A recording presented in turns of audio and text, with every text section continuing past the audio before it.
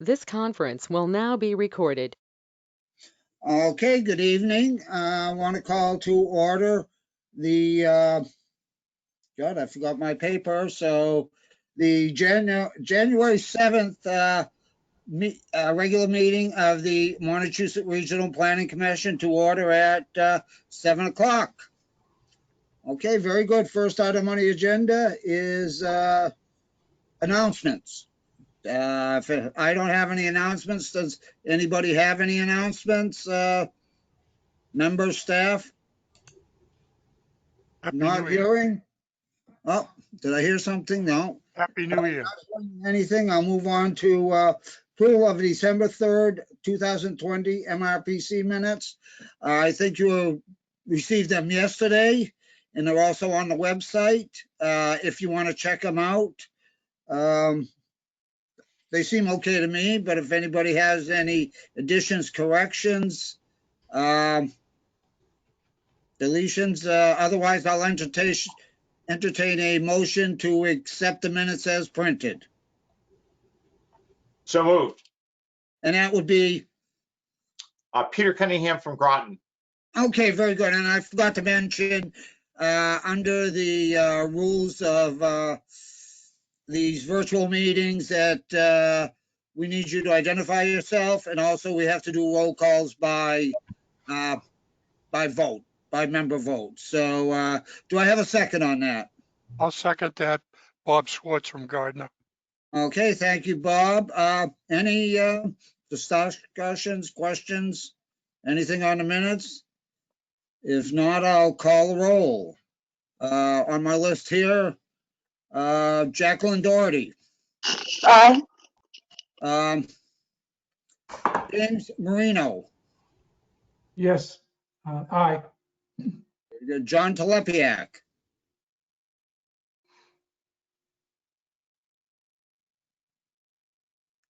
I think John's still muted. Yeah, there we go. I abstained. I wasn't at the last meeting. Okay, very good. Matthew Brenner.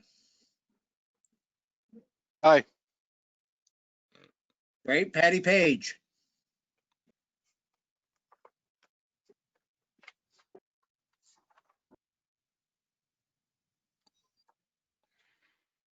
Patty? If not, I'll move on to Peter Cunningham. Yeah, I'll abstain. I was not at the meeting. Hey, Robert Schwartz. Aye. Roger Hoyt. Aye. And Stacy Donahue. Aye. Okay, very. Did I miss anybody besides Patty? No, Patty, she just chat. She abstained. She Okay, wasn't in the meeting. Okay, thank you. Okay, next item This on is the. Barbara Yocum. Excuse me, Barbara Yocum. I'm here, but I was not at the last meeting, so I also abstained. Okay, very good. Oh, there you go. I'm sorry, I had the list the wrong way. Come on.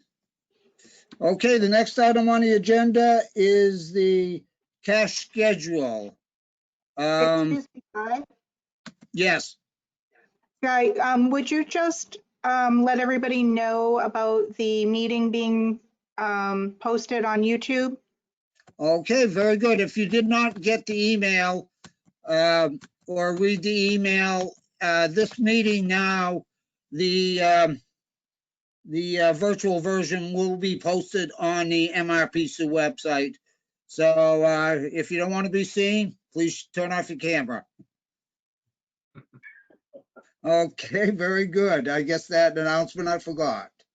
Okay, cash schedule. I don't think our treasurer is here.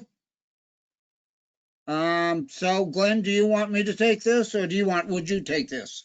I'm happy to summarize unless Linda Quinlivan wants to do a summary. It's up, Linda, I defer to you unless you want to defer to me. You know what, Glenn, I don't have it in front of me, and I don't have any paper in my printer. Linda, I'm happy to do it. I apologize. No, Do no you have worries. it, Glenn, in front of you? I'm happy to do it. It's not a problem. Okay, very good. Okay, just very quickly. So in the top half, basically, the amount of cash we have is nearly $500,000. It's $452,000 and change. We should pull out of that about $180,000 of cash. That's in an Environmental Protection Agency program income account, and that's specifically for loans to assess and clean up sites. Basically, we've got about 180,000 and change, give or take a few thousand in our working account, our business enterprise account, checking account with Enterprise Bank. We have almost $100,000 in our savings account. It's about $97,559. In the middle of the cash schedule, typically are the revenues that came in for the last month, and those tally about 10 of them. We had about 10 or 11 checks plus interest, and they came into about 124 grand. So the cash on hand before the warrant, before disbursements, was about $576,000. So we made a total of cash disbursements totaling about $177,500. So what's on the document, just in case you don't have it in front of you, the balance after the warrant's about $398,449. And I have an annoying pop-up there. Let's get rid of that.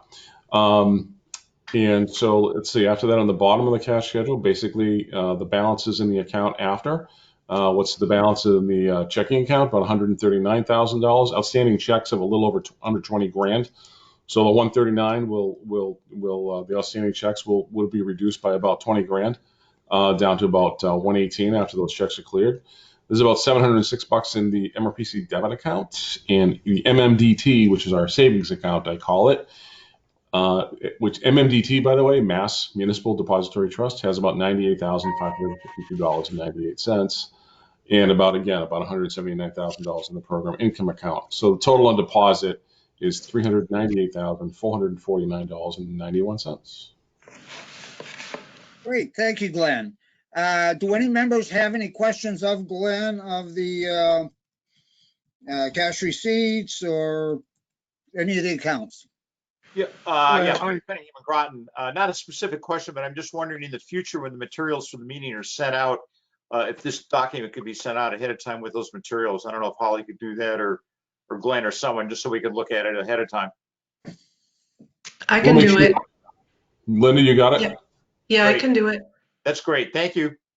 You're welcome. Linda, how far in advance of a meeting can we send it out? Just while we're all assembled.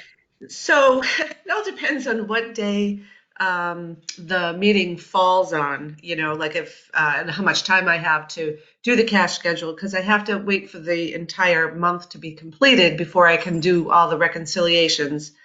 But I try to get it done the day before, and I give it to Laura so she can review it. So I can get it to everybody the day before pretty much, but not like if the meeting's on the first of the month. That's not going to happen. Okay, so about a business day. So, okay, so while we're all here, gives people a heads up. Thank you very much, Linda. Yeah, that's fine. That would be very helpful, I think. Thank you. Okay. Glenn, I have a Also, if I curiosity may. question. Yes, Okay, Guy. go ahead. Who was that? Laura Schifrin. Oh, Laura, okay. Yes, I've been frantically trying to get on.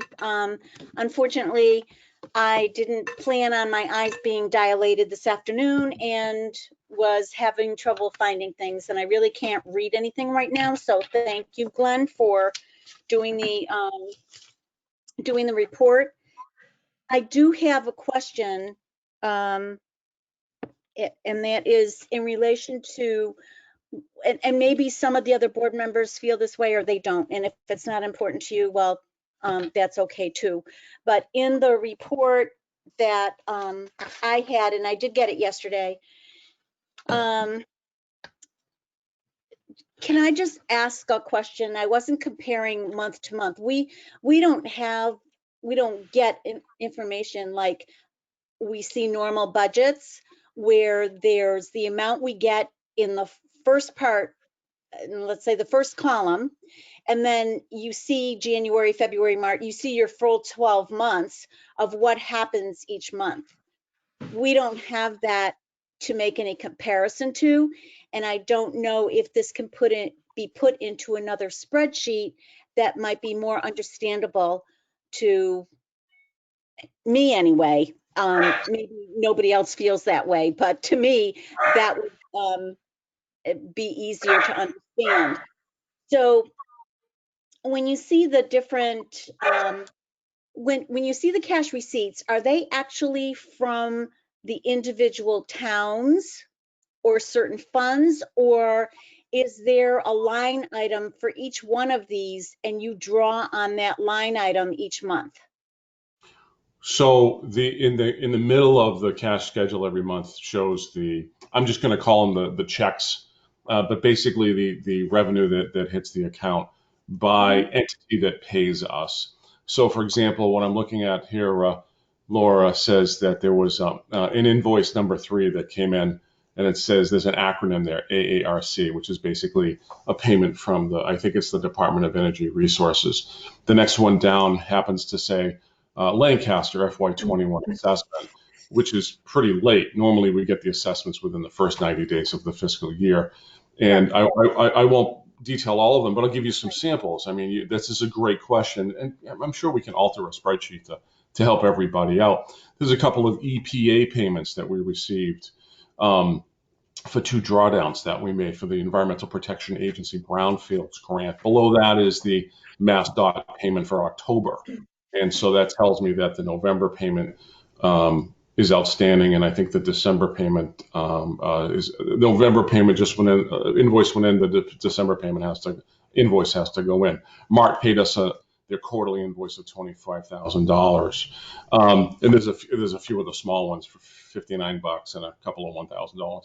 So every month it's different because we bill for services, and those services are primarily labor against all the contracts, and then typically, we get paid from all the alphabet soup, EPA, the EDA, the MassDOT, the FTA, and so on and so forth. Okay, so I don't know if you got to see my email that I sent back to Linda yesterday in reference to this and my questions about being able to have something a little more detailed. In particular, when there's a grant, when grants come from different places, but when there's a grant, and some of the grants are regional, so they're for town and they're called one thing, and then other grants are specifically for certain cities and towns. So as the work is being done on these, because I noticed in the report tonight, and I guess I'll mention it later, because I read it and noticed that a particular report was completed, but in fact it's not completed for Townsend, let's say.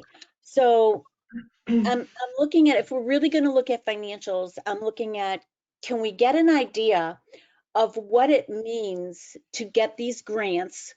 We understand that it costs labor, but how much actually gets done for the issue itself, for the reason why you got the grant itself? Another thing I had questions on was on the business, small business loan for COVID relief that we had. How much of that has gotten out to any businesses, and how long does it take for them to get it? I'm really interested in knowing that, considering there's so much, all the grant money is tax dollars. So I'm just looking to where the use has been for the tax dollars that we've paid. Okay? Sure. Did I make it clear, or was I just all jumbled because I had so many questions about this? Yeah, you emailed Linda Quinlivan yesterday, and she CC'd me, and I provided you with a couple of page email, long-winded. I sent it to you around 4 or 5 o'clock yesterday afternoon, and answered all your questions. But these questions, I'm glad you brought them up again tonight, because it sounds like to me if we could have like a running budget that says the line items, MassDOT starts out with a $675,000 contract on the beginning of October 1. And then, what's the rundown month to month? How much did we charge against the 675? To answer your question about the status, we report the status every month. When you scroll down, you see the status of every particular project. And this is a more robust report than we did the last 20 years. There's more information now than we've ever had on the status of each project. And if you have particular questions about a report, you'll be reviewing that tonight because I guess some of that is not accurate. that we Okay. got. And tell us where you have questions, and we'll get an answer for you. And if I don't know the answer, we'll get a staff person to get back to you. Sure, that's never a problem. Okay, All right, appreciate and we normally do discuss those things as you are going through that, but I don't think any of that should show up on the cash schedule that we're looking at. It's not the cash schedule function or purpose this is a compliance document to comply with the state statutory requirement. But if you want a simple running budget of a line item, MassDOT starts at this, and then the rundown, what did we bill the last 3 months? So, what's the balance today? That's a separate spreadsheet that we could insert here. And then below that, we already do all the status reports. So, and yeah, if you think something hasn't been done, then call us out on it and let us know. Your questions, Laura, about the two business assistance programs, I put in great detail the email to you that I sent yesterday, and then the summary of some of that is in the status report tonight as well. Okay, Glenn, I did not get that email yesterday, so if you could resend, that would be great. Sure, I'll push it back out. Thank you. You got it. Mr. Chairman, I'll make a motion to accept the cash schedule as presented, subject to audit. Very good. Do I have a second? That was Laura. I'll second it. John Tlepsiak.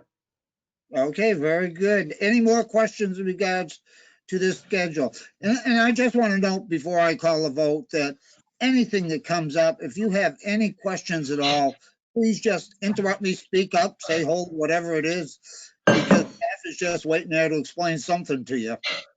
We want to make them work tonight and every meeting night. So with that said, I will call the roll, and Barbara Yocum. Aye. On my list here is myself, Guy Corbacero. I vote aye. Then Jacqueline Doherty. Aye. James Marino. Aye. John Telepiak. Aye. John Tlepsiak. Laura Schifrin. Aye. Maribel Cruz. Aye. Matthew Brenner. Aye. Patty Page. She put in the still chat message that she voted aye. Okay, very good.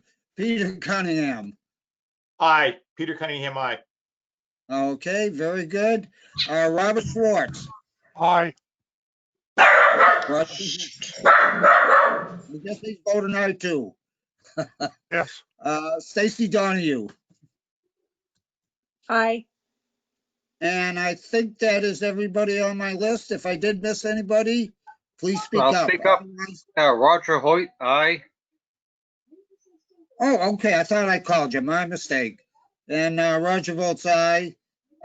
So it is accepted unanimously. Okay, on to the next item.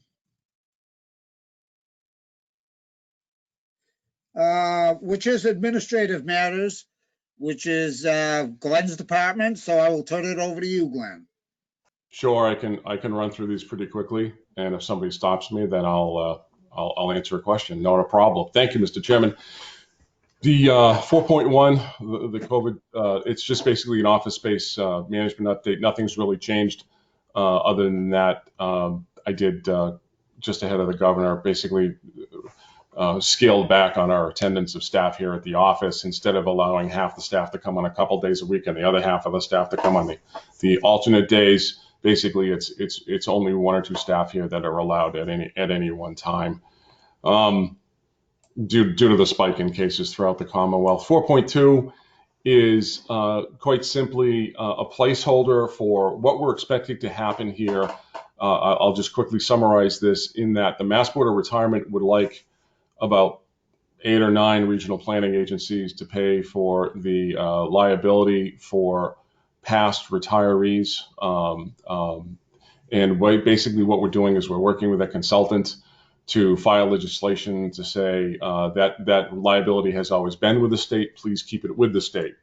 I just received an email today about a newspaper article that was online about the Hampshire Council of Governments, or HCOG, that had the same issue with its, I think, 27 communities, and special legislation was filed to have the liability stay with the Commonwealth of Massachusetts. That legislation was passed by the legislature, and so that liability staying where we think it should be.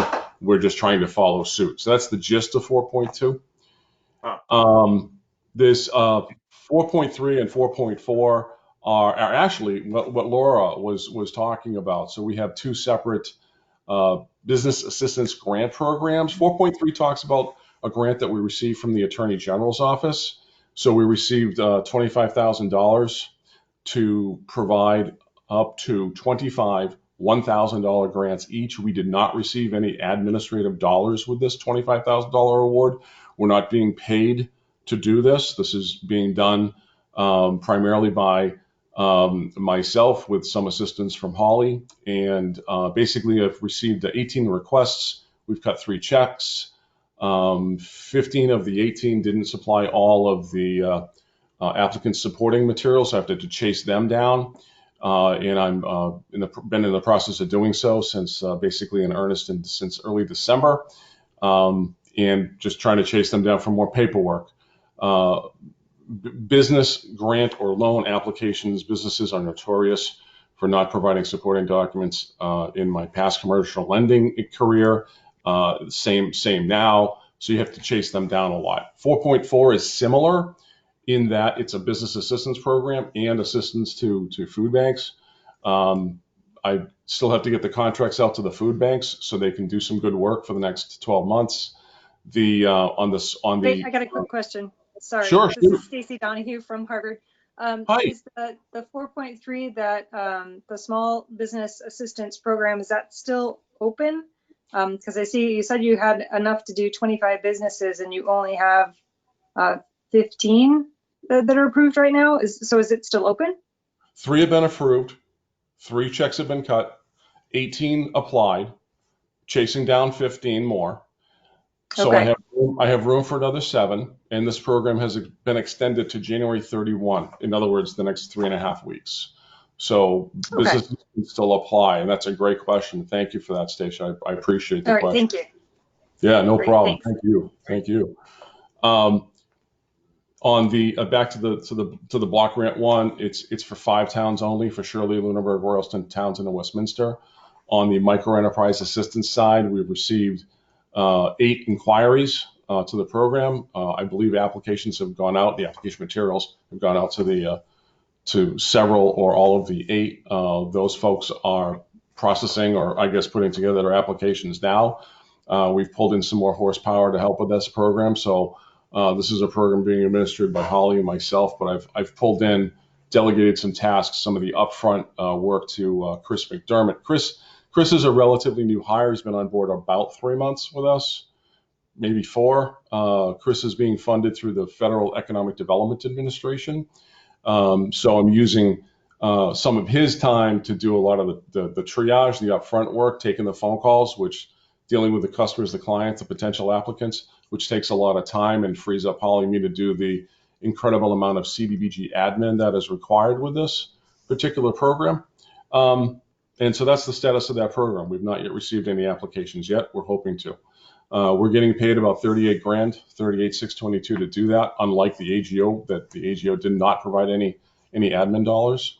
And that is to fund primarily Holly for about 16 or 17 hours a week, I think, through the duration of the grant, which ends this coming December of 2021. So there's about another 11 and a half months to go with this particular program.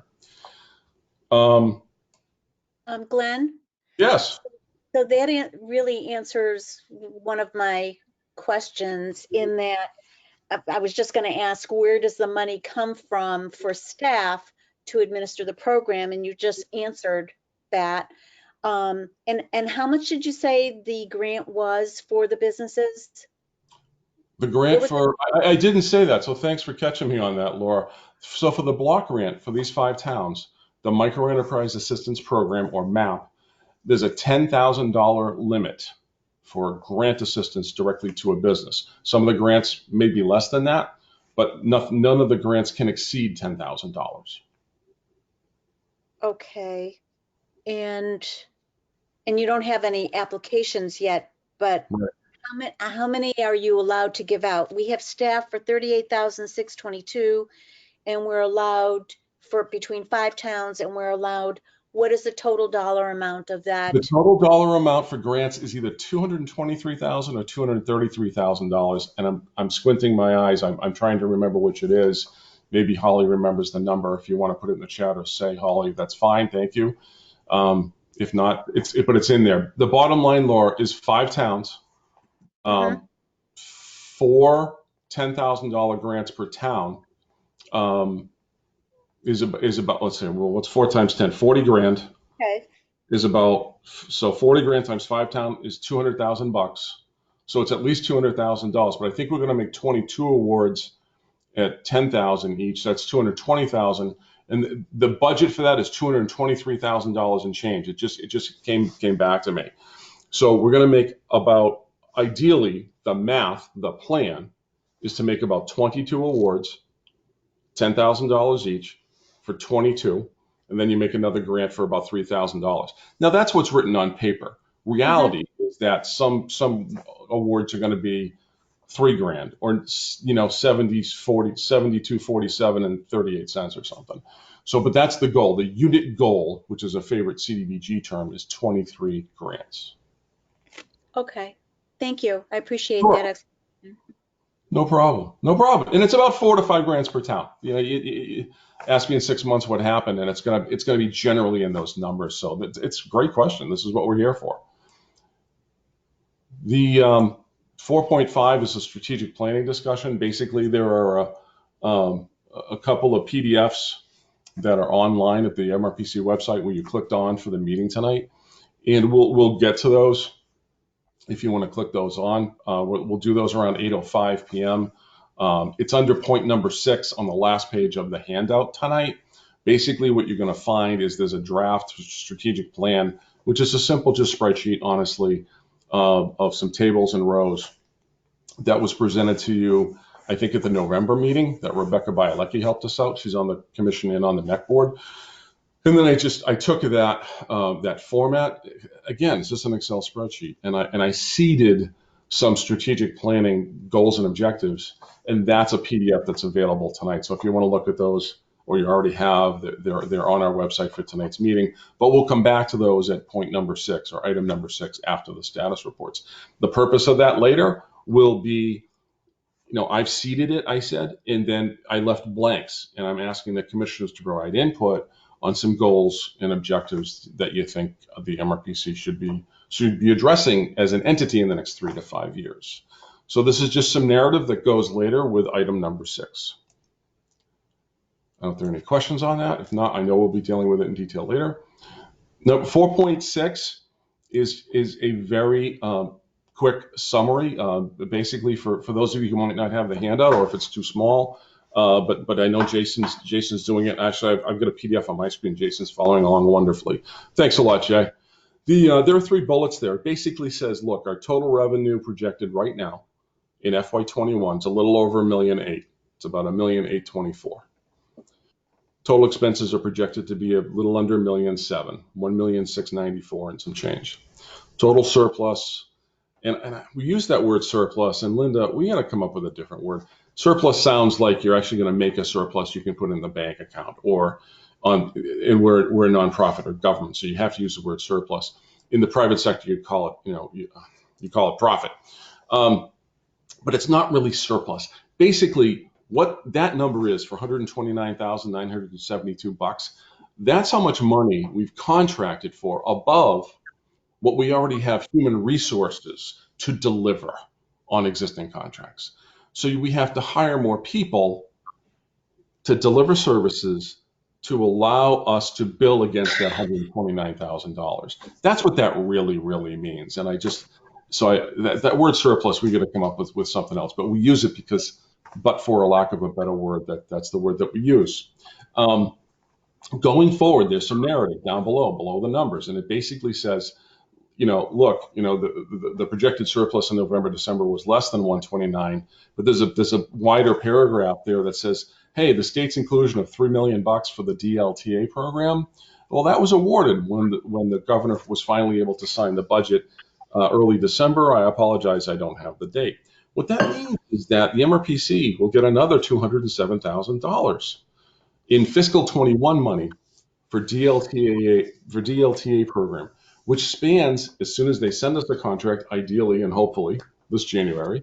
It'll go through December 31st of this year. We spend about half of that before June 30th, before the end of this fiscal year, and then the other half, roughly, the first 6 months of the next fiscal year.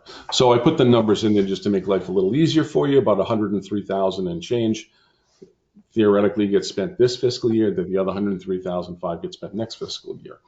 So now bounce back up to that number with those three bullets where you have 129,971. You got to add another $103,500. So that means you still need more staff. So I want to thank the commissioners. What you did in November, I believe, is you allowed us to hire another 2.0 FTE, full-time equivalent persons, and we're achieving that goal. Since then, we've pulled on 2 more senior part-time planners, and we're about to interview another intern was interviewed, and we're still looking for more resumes from people.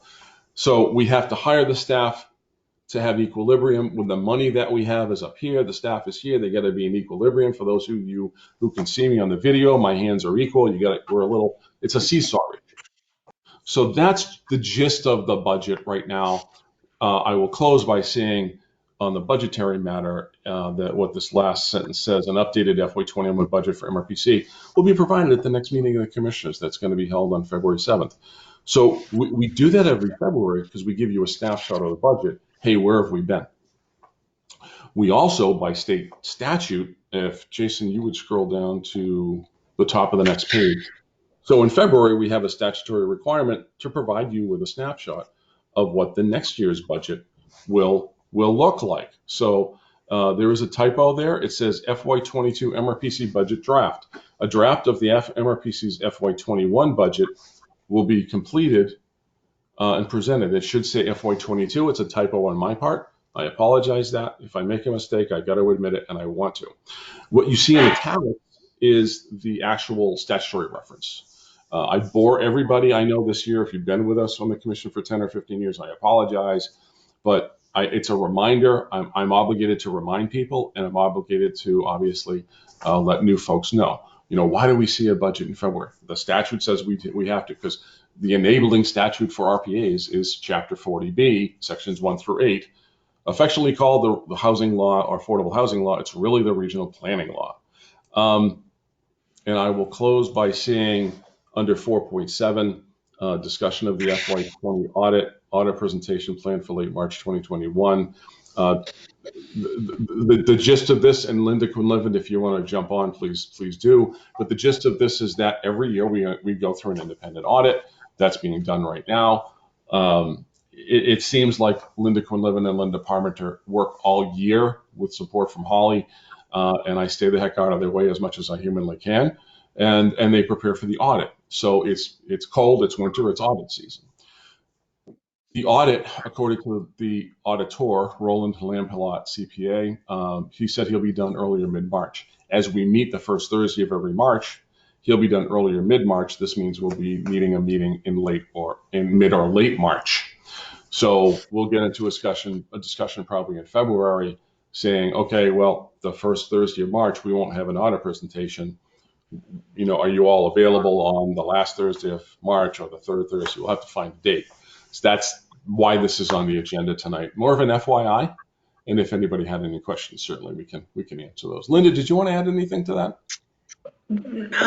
No. I just hope I explained it properly. That's all. I just had a quick question. Yes, sir. Yeah, Peter Cunningham Groton. Yeah, Glenn, the 2.0 FTEs related to those contracts. What happens when those contracts, I guess, are over to those positions? Those people go away. So here's what happens. The hiring letters say you, Jane Smith, right, are being hired as a temporary, as a part-time, temporary employee, or a temporary, part-time employee for a period of up to 6 months. And so it's signaled in the interview and in the letter that they know they're temporary and part-time. All right, thank you. That leads me to say, I should say that, in some cases, yes, in many cases, a lot of contracts will terminate June 30. So some staff will go away.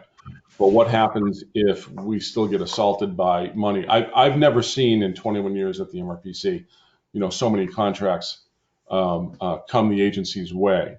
And it's a combination of a lot of things. It's not all COVID, but a big chunk is. But I think less than 50% is the COVID EDA money and the CDBG COVID money. The other 50% generally is bluntly a credit to all of the employees of this organization that have built working relationships and positive ones with communities, with state and federal agencies. And I see an incredible amount of repeat business. If we were running, this is a business, folks. This is how I run it, to be blunt. We have about 60% entitlement planning money. The other 40%, you have to go sing for your supper. And we have a great grant writing team here. And literally out of the blue, in December, Leominster called and said, hey, what would you charge to do an open space and recreation plan? So we quoted the job. It's just incredible the amount of business that we have now. And I've never seen it like this before, ever. There will be a day when it won't be as busy and we won't get as many contracts. And so we have to plan for as you look at me, you got to plan for the downslope as well. So we're planning for that as well. But Peter, great question, but that deserved a follow-up, sir. Thanks for that. And it also relates, I guess, in some way when you're looking at, staffing to item 4.2, the OPEB. That's an issue that some of the municipalities have had to deal with in planning for other post-employment benefits and the requirements to provide funding for that. I know that's something we were struggling with, here in Groton, and I'm sure other communities are too, because they're being required to do that. Right. And we still have to address that. The 4.2 is specifically the state retirement side, but the OPEB this side, and we still have to address that. Yes, sir. Thank you. Thank you, Peter. Thank you, Mr. Chairman. Okay, very good. You all set, Glenn? Yes, sir. Any more questions for Glenn before I go on to the status reports? Not hearing any, just to remind people that I will read the topics, hopefully pause a second. If you have any questions at all, please speak right up, or even if I move too fast, I can easily go back. This is what we like to have our members engaged. Okay, so I'll start off with 5.1, Geographic Information Systems, Mr. Mapper and mobile apps. OneInet, data and applications. Then we move on to community related. Number 2, Copper Pond Recreation Area Trail Mapping. Number 3, Lorneburg Conservation Land Mapping. No, just a cough. Number 4, Templeton Cemetery. Number 5, Winchendon zoning map updates. Now I have a question here, being a representative from Winchendon, and this is, I think, Jason's not with us, correct? I am. I'm right here. Oh, okay. Sorry, forget. On the last line here, it says, regarding the origins of the zoning, well, I'll read the first one. The project is currently on hold until the town can collect data regarding the origins of the zoning district and provide it to the MRPC. What are you looking for there? I forget exactly which zoning districts it was, but I wanted some clarification on how the actual district was created, because it appeared to line up, if I remember correctly, this is going back a few months, it appeared to line up with some type of feature. I forget if it was like a water body or if it was parcels. so I asked the question, you know, how was this thing actually created? What was the language used? Can you get that to me to make sure that we do this correctly? And that's what that, I think there was actually a couple of districts that were like that I was really just looking for clarification on the origins of the districts themselves to be sure that we were updating things correctly. Okay, very good. I'll get to you on that. I have a lot of information in regards to that, so. Okay, yeah, if you shoot me an email, I can look back through my email in the email chain with Tracy and I forget who else I might have been emailing with and let you know exactly what my questions were. Yeah, I've got pretty much all the paperwork from the beginning, so. Okay. Thank you. Okay, very good. And that's what I mean. You got a question, ask it. Comprehensive planning related. ADA compliance checklist survey creation. Number 2, Athol Exchange Street abutters mapping. Number 3, Harvard build-out analysis. Yep, I have a question on that one. Sorry, Stacy from Harvard. I think that it says it's complete, but I think that I'm not quite sure it's complete yet. I think there was one more round of questions that Chris had for John on that one. So I just want to point out, I don't think it's quite done yet. Sorry. Okay, Mr. Chairman, I can comment on that one. Okay, very good. Please do, John. Okay, Jason's work, we're reviewing GIS at the moment. Jason finished his work. He finished the build out analysis. However, we are going to be having a meeting in the town of Harvard for a presentation of all the results that's part of my department's work on January 27th, I believe, or January 25th. I don't have the exact date with me right now, but we're scheduling something with Chris Ryan. Okay. But Jason's work is done. Okay, all right, great. I knew there was one other thing outstanding, and I guess that's it. That's the meeting. Okay, yeah, I great, think perfect. Also, just as a point of note, we have to do these status reports like 2 weeks before the meeting. So a lot of times it's sort of guesswork if we think we're going to be done or not, you know. So we write, you know, okay, you know, the project is complete, but sometimes it lingers a little bit. And I did just look up the meeting. It is 7 o'clock on Monday, January 25th. Perfect, thanks. Yep. Also, may I add, just to tie something together here, Stacy, that on the bottom of page 6, where you see Harvard build-out analysis. So we're still in the GIS section of the status reports. Later on, and I can see you nodding. So later on, you'll have John's part of status reports, where he'll talk about the DLTA projects. So you get the GIS piece up front here, and you have, and bluntly, these status reports go by alphabetical by department. So GIS, geographic comes before P&D, planning and development. So you'll get the GIS is done here, but you'll see down in John's report, it says, hey, there's something else going on. So we should make that note. Great, thank you, Glenn, and thank you, Stacy. Okay, if nothing else, I'll move on. Number 4, Hubbardston Master Plan, Land Use Section. Number 5, Lancaster Village Center, 40R District. 6, Shirley Affordable Housing Production Plan. 7, Sterling Housing Production Plan Implementation. Sterling Transportation Master Plan Chapter. Townsend Chapter 43D feasibility study. Yes, Mr. Chairman. Yes, very good. Laura? Okay, and a lot of the projects that you just stated, I think the previous 5 all said at the end, this project is complete. And unless there's a representative here from their town, we don't really know that. Could I just make the suggestion that if you're filling out these reports 2 weeks before our meeting, that the report be as of the day you're filling it out. And you might make the note expected to be completed, you know, so then we know as a board to ask the question on the night of the meeting, like, where are you at? You know, because a lot of things when it says it's complete, and if you're involved in any way in your town and you know that it isn't, because a lot of us are planning board members,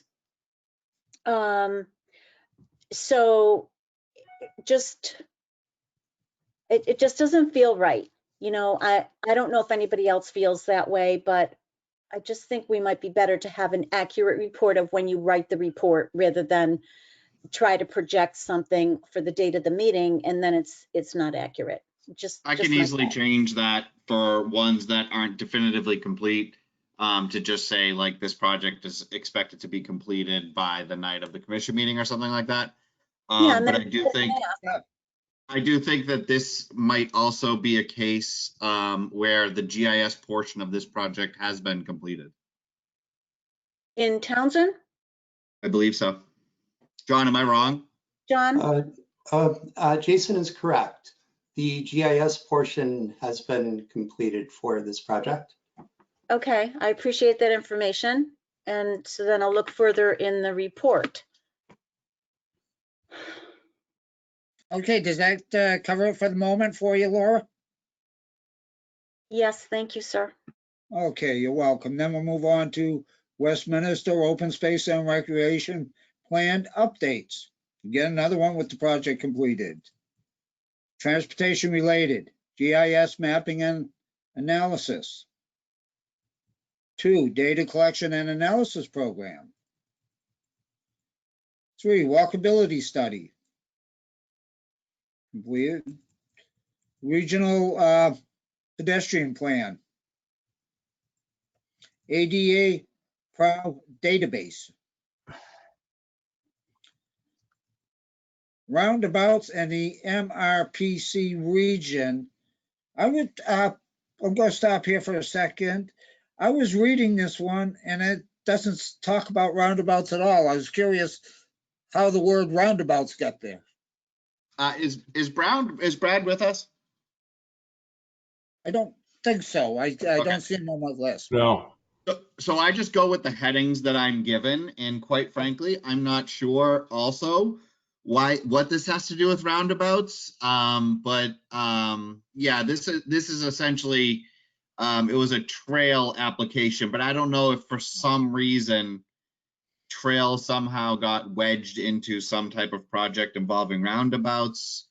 Or what, but at least from the GIS perspective, there might be more information in the transportation status report. At least from the GIS perspective, it was basically the completion of some apps and some training materials for to allow communities and other organizations to collect, edit, and update trail data.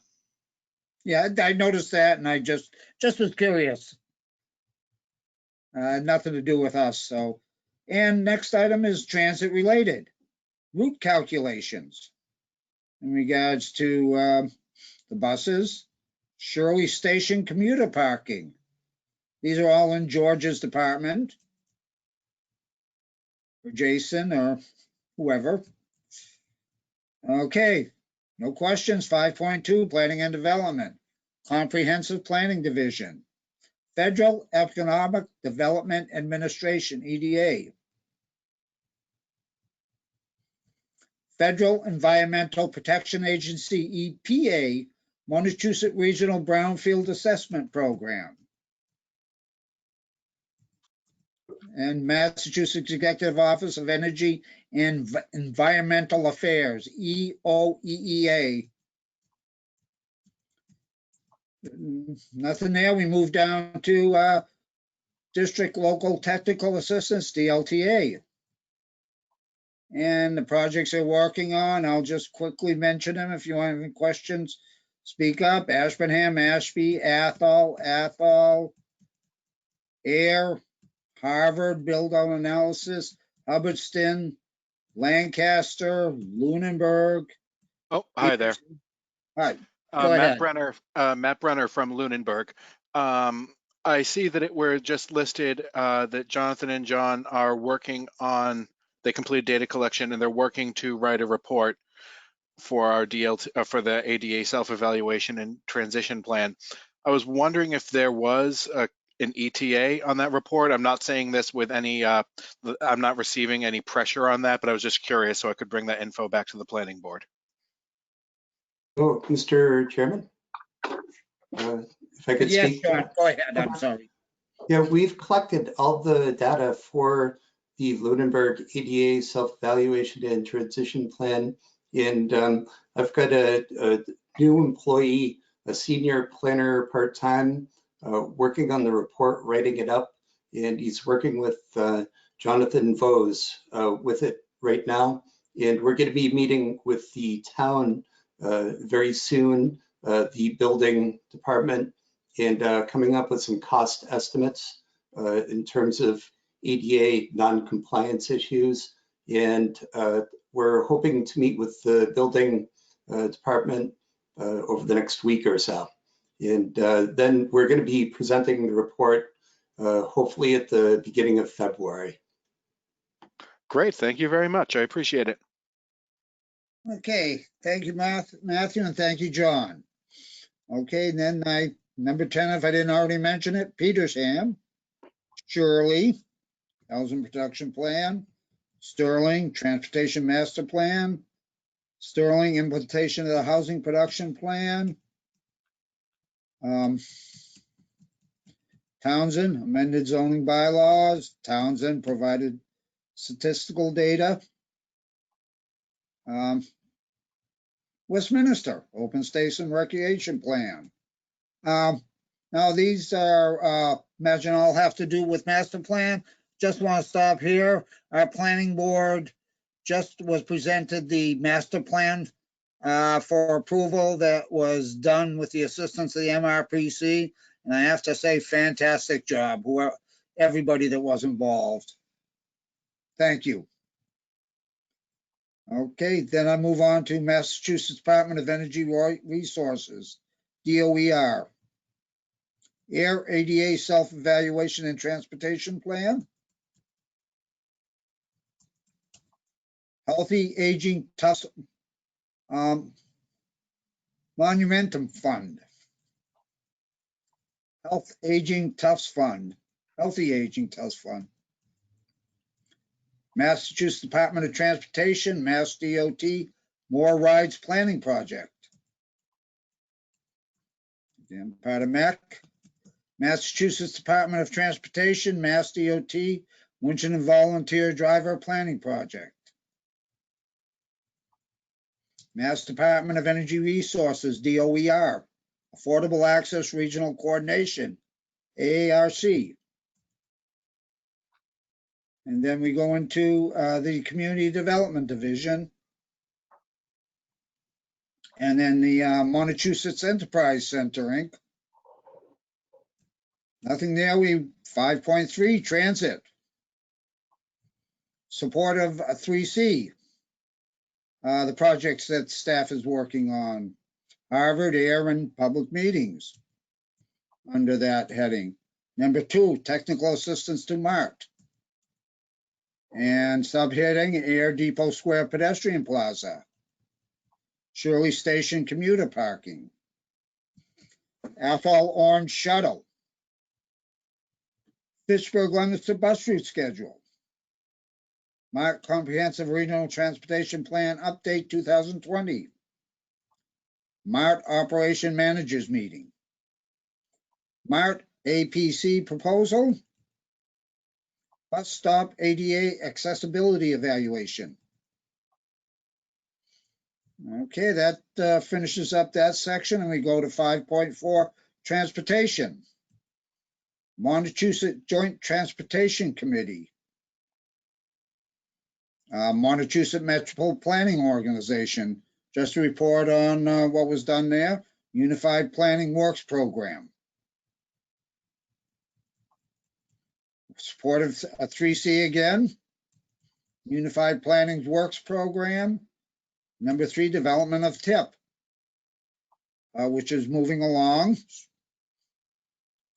I just want to remind all the members that it's good to have their representatives at the MPO and the MJTC to advocate for their community. As I've always said, if you're not there, you don't get, or it's not as easy to get. Then we go to number 4, GIS mapping and analysis. 5, data collection and analysis program. 6, pavement management system. Number 7, intersection analysis. Walkability study. 9, climate change program. Number 10, ADA PROW database. And then again, number 11, roundabouts in the MRPC region. And that's actually to do with trails. And that gets not to the end, but the end of the items to number 5. And then we go on to number 6, which is Black to Glenn on the strategic planning for the Montechusett Regional Planning Commission, MRPC, and its affiliate, the Montechusett Enterprise Center, Inc., MEC. And the two drafts on those were on the website. If you happen to see them, they were put up yesterday or today, I'm not sure. So Glenn, back to you. Sure. Thank you, Mr. Chairman. I believe Jason, it looks like he's put up, thank you, Jason, has put up the document in question for the MRPC draft strategic plan. So if you have trouble seeing it, you can download it from the handouts that are available tonight. Excuse me, just a second. That's a cough. I didn't want to go into the microphone. So I have the document up on my screen. Sometimes it's a little easier to see. So if that works for you, go ahead. But the bottom line is that what I've done here is I've seeded the discussion with, in the document, the plan, with some goals that I wrote over the last couple of weeks. One is to support the 22 cities and towns and Devons with appropriate types of planning. And if you just follow it over, this is the format that Rebecca Bielecki provided to us when she drafted with our MEC board meeting a few months ago, some MEC goals, strategies, and objectives. Strategies for this is to market the organization, utilizing the website under activities, measures of success. And this is where the rubber hits the road. The first column for goal should be matched up with a measure for success. And how do you measure that you're achieving that goal? And that's very, very important. So how do we measure that we're actually reaching out and working for the communities to meeting our statutory objectives? It says here incremental increase of additional contracts with nonprofit organizations, local, state, and federal agencies it's so quantified by the number of contracts that have increased, the increase in dollars or percentage of revenue year over year.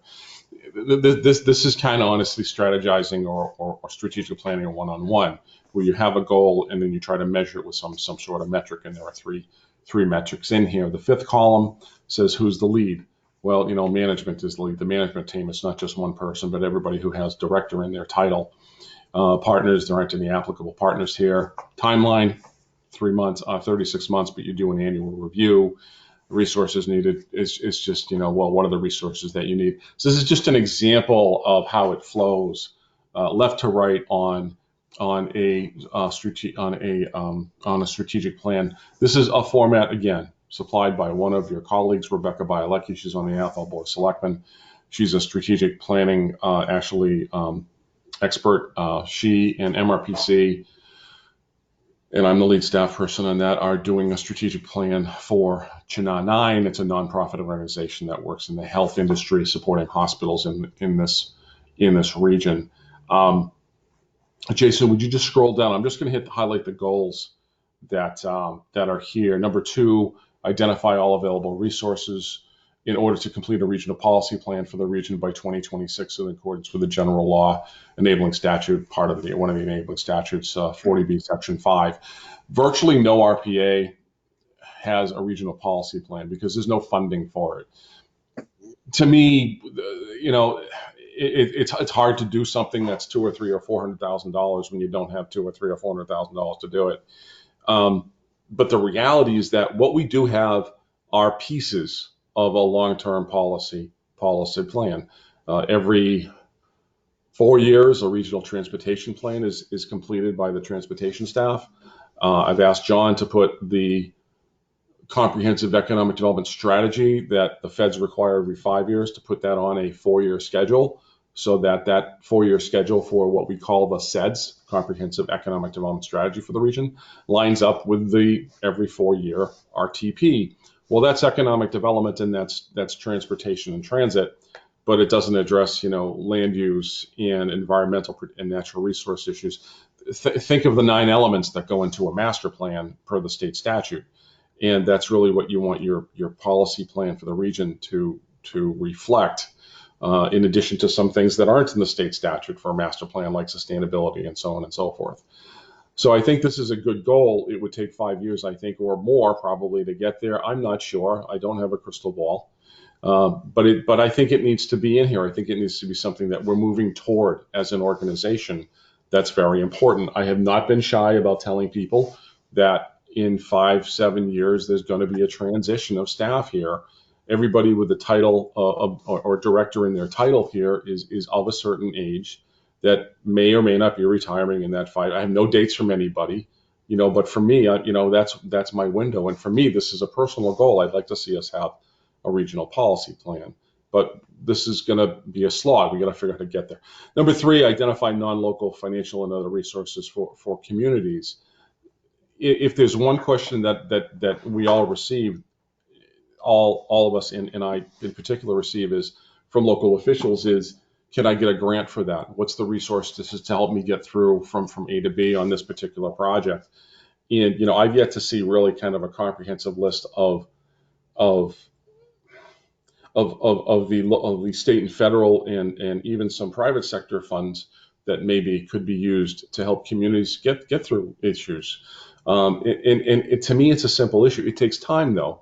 Right now with COVID, just trying to place an ad in the newspaper can take a week, just because it's just a challenge to work from home. But the reality is that, there are some simple things that we can do here to help our communities. And I think this is a simple one. If we could not be the only repository for information, but this is a part of our job. I mean, we're supposed to provide technical assistance per the statute. 40B Section 138, our enabling statute. And this isn't really rocket science. The copy and paste in Google and a lot of the resources we know about. Well, for goodness sakes, we really need to hang a page on our website. And to me, this is something you kick over the goalpost in a few minutes. Yeah, it would take weeks, bluntly, but it's not heavy lifting, not like trying to find funding and doing a regional policy plan, but we should be providing this assistance. Another one, item number 4, preparation and implementation of annual budgets in keeping with the state enabling statute and appropriate planning areas while moving forward toward a sustainable financial future for the organization. This ties back to, for me, item number 2, goal number 2. It says in there somewhere, I make reference somewhere to accessing local, state, federal resources and funding from nonprofits, meaning all of those are clients to us. Up until about 5 years ago, we never worked for a nonprofit, and all of a sudden now we've done several projects for a handful of nonprofits, i.e. Haywood Hospital, and now we're negotiating with another hospital to do a community health needs assessment, referred to as CHNAs, CHNAs. And so I see that the work for the nonprofit world can grow. I think that's a slice of pie of revenue that we can grow and work for more of the NGO, non-governmental organizations, or nonprofits, however you want to categorize them. So there are blank spaces down below, 5, 6, 7, 8, 9, 10. This is the time where I really wanted to spend time in, starting in December, and I apologize, I had a medical issue. I had to defer this to January, but a strategic plan can be as voluminous as the Metropolitan Area Planning Council plan. That's dozens of pages, and we can write a lot of narrative. What they all get to when they get down to brass tacks is this. They get down to identifying some practical goals, objectives, measurables, metrics in the 4th column. How do you get there? And then over what time you implement some of these things. And I would just close by saying this is the time we want to hear from commissioners. I don't want to do this in one night in 15 minutes. This is something that entities have whole charrettes about for at least 2 hours or a whole day. The time is valuable, time is valuable now, especially with volunteers. and especially with COVID management, and our human resources and our time is incredibly valuable right now. I will take your direction on two things: new goals for the document in question, and how long you want this process to go on. Glenn, let's get this done by June. Glenn, let's get this done by March. Let's take all year, but I don't want to take all year to do this, but this is the time to have an honest conversation back and forth before we adjourn. So if you're willing to spend 15 minutes and give the staff some direction to what to put in here, I would really appreciate your assistance this evening. It would be of great help. Thank you, Mr. Chairman. Okay, very good. I just want to mention, Glenn, that, yeah, they love all the input. As you see, they're only up to 4, and there's a whole lot of slots they can fill in. But if you are curious about it, I think they have up on the website in the handouts for this month is the MIPC strategic plan for 2015 to 2020. That might give you a bit of reference if you're bored some evening to read that and get the mind working. Okay, very good. Anything else in that department or any questions of Glenn? No, I would, if I could, Mr. Chairman, I'd just offer, Yes, I mean, I think it's a worthy undertaking, and certainly, I think, I would applaud it. I think it's a great, potentially a great resource to member communities. And it may be one of those situations where or undertakings where you don't need to do everything at once, but focus on certain areas of it. I know having a directory of resources is something that would be very, very useful. And if that was something that were, out there and available even before the larger plan were completed, I think that would be worth, some effort to do that. And I heard what you said, Glenn. I mean, a lot of us know where some of those things are, but you get more heads together and there may be other things out there people know about that not everyone's aware of, and getting that all, identified in one spot, I think is, would be a great resource to communities. Great idea. Thank you, Peter. Thanks, Glenn. Yeah, thank you.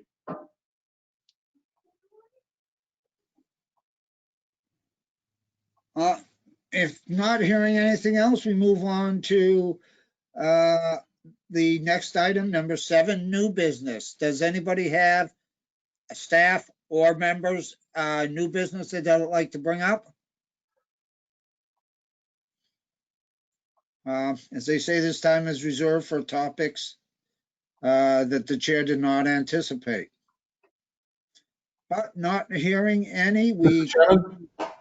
Yes. Mr. Chairman, can I just ask while we have everybody? Yes. I gave a speech at the beginning about we will probably need a special meeting in March to hear the audit presentation. It would be probably a sole purpose meeting just to do the audit presentation, as I'm under the assumption that our auditor won't be ready for a presentation at the first Thursday in March. So I'm just going to ask bluntly, does a Thursday work in an evening for the 3rd or 4th Thursday in March? Generally speaking, I don't know what every planning board and board of selectmen meets differently. Or would you rather have us do a doodle poll and we'll poll it as we get closer? So if I could just kind of get a convenience survey here, I'd appreciate the help. Thursday would work for me. Just let me know. Yeah, that would have to be in March. March, I'm coming up with the dates right now. Let's see if Thursdays work for me. Roger. If anybody it doesn't work, speak up. Is there any opposition to having it during the day, possibly?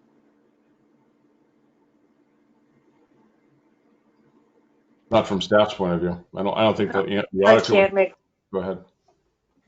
I don't know about any others, but I'm a volunteer, so I can only do nights. Matt Brenner from Lunenburg. I can really only do nights as well. Okay, the evenings in question, just so the dates are out there, are the 18th and 25th.